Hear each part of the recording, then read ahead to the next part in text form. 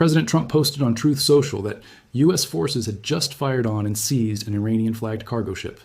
And within hours, Iran's military was publicly vowing retaliation, and less than 3 weeks later, that retaliation actually happened. Iranian forces attacked 3 American warships directly, so let's walk through this entire chain of events, start to finish, because every single link in it is documented, sourced straight from CENTCOM, Reuters, CNN, and Iran's own state media.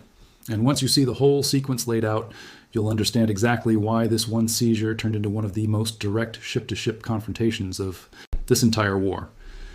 So let's start with the ship itself, because this wasn't some random cargo vessel. This was the Touska, a nearly 900-foot Iranian-flagged container ship operating under the Islamic Republic of Iran. Shipping Lines, IRISL, a shipping group that Washington sanctioned all the way back in late 2019, specifically describing it, in the government's own words, as the preferred shipping line for Iranian proliferators and procurement agents, meaning this wasn't a neutral commercial carrier. It was a company the U.S. government had already flagged years earlier as a known conduit for materials tied to Iran's ballistic missile program. And on April 19th, the Touska was intercepted by the U.S. Navy destroyer USS Spruance in the Gulf of Oman, off the coast of Iran's Chabahar port. And CENTCOM's own account says the ship's crew failed to comply with repeated warnings over a 6-hour period before the Spruance opened fire. And here's the specific detail that matters. The Spruance didn't fire to sink the ship. It fired several rounds from its 5-inch Mark 45 gun directly into the Touska's engine room, disabling its propulsion without harming the crew. And once it was dead in the water, Marines from the 31st Marine Expeditionary Unit rappelled onto the deck from helicopters, launched off the amphibious assault ship USS Tripoli, and boarded and seized the vessel outright.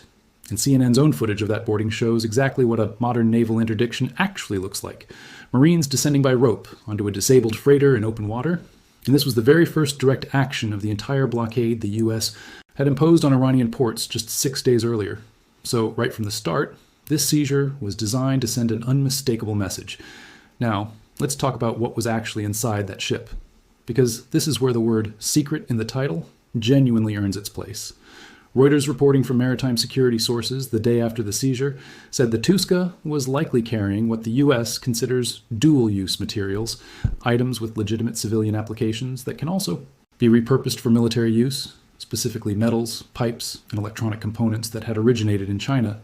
And multiple outlets went further, reporting that the cargo specifically included chemicals that could be used in the manufacture of ballistic missiles, and separate reporting confirmed the contraband on board included actual weapons and ammunition, and satellite tracking from the analytics firm Sinmax laid out the ship's recent route in detail.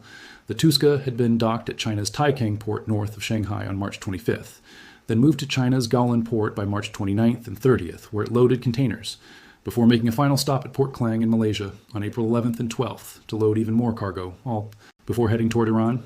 And that route, Chinese ports, then a Malaysian transshipment stop, then straight toward Bandar Abbas, is a well-established pattern for exactly the kind of sanctions-evading cargo movement Washington has spent years trying to intercept. So when Trump described the seizure publicly, he wasn't exaggerating. For a fact, this genuinely was a ship carrying materials tied to Iran's weapons programs, moving through a deliberately obscured international shipping route, specifically to avoid exactly this kind of interception. Now, let's talk about what happened immediately after the seizure, because this is where the second half of the title comes in. Iran's military response was immediate and public. Iran's foreign ministry and military both signaled they would retaliate, and NBC's own reporting captured the diplomatic chaos that followed, because this seizure landed at almost the exact same moment the Trump administration was expecting peace talks with Iran to resume in Islamabad, Pakistan, and instead of moving toward negotiation, the seizure immediately cast doubt over whether those talks would even happen. Now, with Iran's foreign ministry telling reporters that, quote, no decision has been made on whether to participate, even as Vice President J.D. Vance and other American negotiators were already preparing to travel there, and Trump, for his part, didn't back down from the confrontation at all. He accused Tehran of violating the ceasefire that had been in place and threatened further strikes if Iran didn't fall in line. So within 24 hours of that single seizure, you had a disabled and captured Iranian weapons-linked cargo ship, a furious Iranian military publicly promising payback, and an already fragile diplomatic track thrown into genuine doubt. Now, here's where I need to walk you through the actual retaliation itself, because it didn't happen immediately. It took a few weeks to materialize, and it came in a form that was arguably even more direct than anyone expected. On May 7th, according to Wikipedia's own detailed timeline of this war, sourced to CENTCOM and Al Jazeera reporting, Iranian forces launched missiles, drones, and small boat attacks directly at 3 American warships transiting the Strait of Hormuz, the USS Truxtun, the USS Rafael Peralta, and the USS Mason, and Iran's own account of what triggered that attack put out. Through its Qatam al-Anbiya central headquarters, claimed the American side had struck first, alleging that, quote, the American aggressor, terrorist, and bandit army, violating the ceasefire, targeted an Iranian oil tanker, and Iran's statement went further, claiming its retaliatory strikes caused, quote, significant damage to the U.S. ships involved, and separately accused the U.S. of also violating the ceasefire by striking civilian areas, including Keshem Island, in cooperation with what Iran described only as some regional countries, without naming them, and the U.S. Military's own account of the same incident described it as an unprovoked attack that American forces intercepted and responded to, explicitly stating the United States did not seek further escalation, and in direct response to Iran targeting those 3 warships, the U.S. said it struck Iranian military sites in Bandar Abbas and on Keshem Island. So you have, confirmed from both sides, even if the sequencing is disputed, a genuine direct military confrontation between Iranian forces and named U.S. Navy destroyers, missiles, drones, and small boats thrown directly at American warships in the Strait. And I want to be honest about the tension in the record. Here, Iran says the U.S. struck an Iranian tanker first, and this was retaliation for that. The U.S. says its own ships were attacked without provocation. And both of those claims can't be fully true at the same time. But what's not in dispute, confirmed by CENTCOM, by Al Jazeera, and by Iran's own state media, simultaneously, is that this attack happened, that it targeted 3 specifically named American warships by name, and that it represented a direct escalation from threats into actual combat action against the U.S. Navy. And it's worth pausing on the USS Spruance itself for a second, because the ship CENTCOM chose to carry out this specific interception wasn't a coincidence. It's an Arleigh Burke-class guided missile destroyer, described by the Navy as the workhorse of the entire fleet, carrying an arsenal that includes torpedoes, Tomahawk land attack missiles, standard interceptors built, specifically for ballistic missile defense, and its 5-inch Mark 45 gun, first deployed all the way back in 1971, capable of firing 16 to 20 rounds per minute with a range of up to 15 miles, and CENTCOM's choice to use that gun surgically, aimed specifically at the Touska's engine room rather than a broader barrage, tells you this was a deliberately controlled, precision-disabling shot rather than an attempt to destroy the vessel outright, which lines up exactly with the stated goal of the entire blockade, stopping and seizing ships rather than sinking them.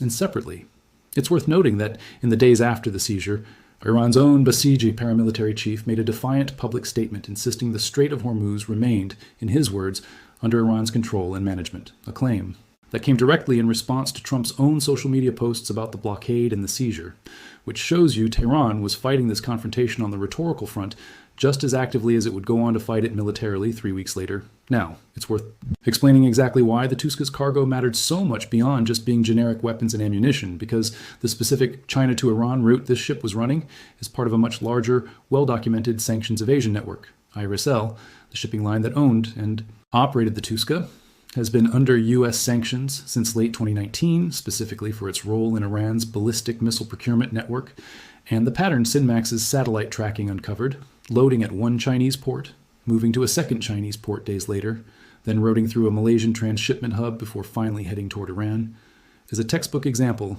of exactly the kind of layered, multi-stop shipping route that sanctions evasion networks use specifically to obscure the true origin and destination of cargo from automated tracking systems and casual inspection. And the fact that Reuters' maritime security sources could still reconstruct that entire route after the fact tells you 2 things at once. First, that U.S. and allied intelligence services have gotten increasingly sophisticated at tracking exactly this kind of deceptive shipping pattern. And second, that Iran, even in the middle of an active war with its military already devastated by February's opening strikes, was still actively working to resupply its missile program through international shipping channels, which is exactly the kind of activity a naval blockade is specifically designed to shut down. Now, let's talk about the broader diplomatic backdrop this seizure landed in, because timing matters enormously here. Remember, the Touska was seized on April 19th, right as the Trump administration was expecting a new round of peace talks in Islamabad, and those talks had themselves come after an earlier failed round. Wikipedia's own tracking of the blockade confirms it was imposed on April 13th, specifically following the failure of what's called the Islamabad talks to end the war. So this wasn't the first attempt at negotiation collapsing around this exact same time frame. And just weeks after the Touska seizure and the diplomatic uncertainty that followed it, there was actually a brief pause in hostilities, Operation Project Freedom, which Wikipedia's own record shows ran from May 4th through May 6th as a temporary halt specifically tied to evacuating stranded civilians from the Persian Gulf region. More than 23,000 people from 87 different countries, according to the operation's stated goals. And it's worth sitting with the timing here for a second. That humanitarian pause ended right on May 6th, and Iran's attack on the 3 American warships happened the very next day, May 7th, which tells you that pause did nothing to actually resolve the underlying tension building since the Touska seizure. It simply delayed the next confrontation by a matter of days, rather than diffusing it. Now, let's connect the dots between the Touska seizure and this attack, because I think it's worth being precise about what we can and can't say for certain here. We know Iran's military vowed retaliation, specifically over the Touska seizure within hours of it happening. Back on April 19th, we know that vow was public, on the record, and widely reported.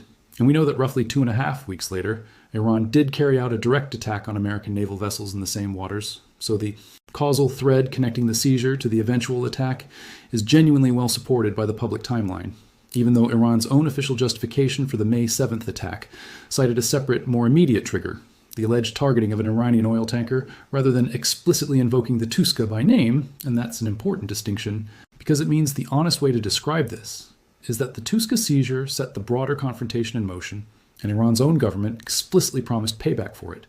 But the specific attack that followed weeks later was justified by Tehran, using a different, more immediate incident as the trigger. Both of those things can be true simultaneously, a slow-building grievance from the ship seizure, and a specific tanker incident serving as the immediate spark. Now, let's talk about what actually happened to the Touska itself after the seizure, because that's its own interesting piece of the story. CNN's own reporting raised the question of what happens next to a captured vessel like this under international law, and maritime law experts told CNN the ship's fate would likely be decided under the laws of naval warfare, with the strong possibility it could ultimately become U.S. government property, what the report described as spoils of war, and the fate of the crew was described as depending heavily on nationality. Non-Iranian sailors, if there were any aboard, would likely be identified and repatriated, but Iranian crew members, especially any found to have ties to the Revolutionary Guard, could face detention and potentially be treated as prisoners of war. And the experts CNN spoke to noted that if the ship was confirmed to be carrying weapons or military supplies, exactly the kind of dual-use cargo multiple outlets had already reported, the likelihood of the crew being detained rather than simply released would increase significantly. So this wasn't just a temporary inconvenience for Iran. Losing this specific ship carried the real possibility of losing both a nearly 900-foot vessel and its crew for the duration of the war. Now, let's zoom out and place all of this within the broader blockade. Because the Touska wasn't an isolated incident, it was the opening move in a much larger campaign. Wikipedia's own tracking of the full blockade confirms it ran from April 13th through May 29th, when Trump announced its end following renewed negotiations with Iran. And over that stretch, CENTCOM's own figures show 85 vessels were intercepted. 3 ships were seized outright, the Touska being the very first, and Iran, in retaliation for the broader pressure campaign, seized 2 cargo ships of its own, and the shipping industry's independent tracker, Lloyd's List, separately confirmed 26 vessels managed to bypass the blockade. During that same window, U.S. officials estimated the entire blockade cost Iran roughly $500 million a day in lost oil revenue. So the Touska seizure and Iran's subsequent strike on those 3 warships weren't isolated headlines. They were the opening exchange in a 5-week campaign of interceptions, seizures, and at least one direct naval confrontation that played out across the entire Gulf. Now, I want to give you the honest, complete picture of where the disputed parts of this story actually stand. Because that matters, we don't have independent confirmation from outside investigators of exactly how much damage, if any, Iran's May 7th attack actually caused to the Truxtun, the Rafael Peralta, or the Mason. Iran's claim of significant damage to U.S. ships hasn't been corroborated by the U.S. Navy's own public statements, which instead described the incident as intercepted and responded to. And similarly, we don't have independent verification of Iran's counterclaim that the U.S. struck an Iranian oil tanker first. That specific alleged strike, unlike the well-documented Touska seizure, doesn't appear in CENTCOM's own public strike records in the same way.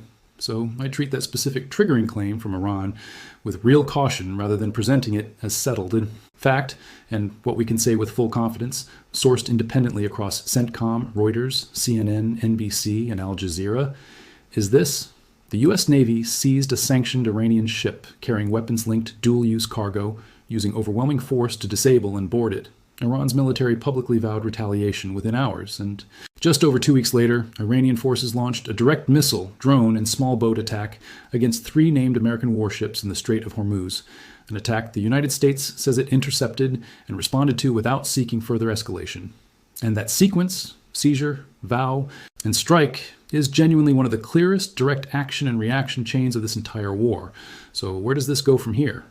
Watch for whether any additional details emerge about the actual condition of the Truxtun, the Rafael Peralta, or the Mason following that May 7th attack, because the gap between Iran's claim of significant damage and the Navy's more measured public language is exactly the kind of discrepancy that tends to get clarified over time as more information becomes public. And watch how the fate of the Touska itself gets resolved. Because if it does become permanent U.S. government property as the maritime law, experts CNN spoke to suggested that would be a genuinely rare, concrete outcome from this entire naval standoff. A literal captured vessel sitting as evidence of what Iran was actually trying to move across the region while this war was underway. So make sure you're subscribed to this channel so you don't miss that resolution whenever it comes. And I'd genuinely love to hear what you think. Down in the comments, do you think Iran's May 7th attack was really retaliation for a separate tanker incident like Tehran claims? Or do you think the Touska seizure 3 weeks earlier was the real motivation the whole time?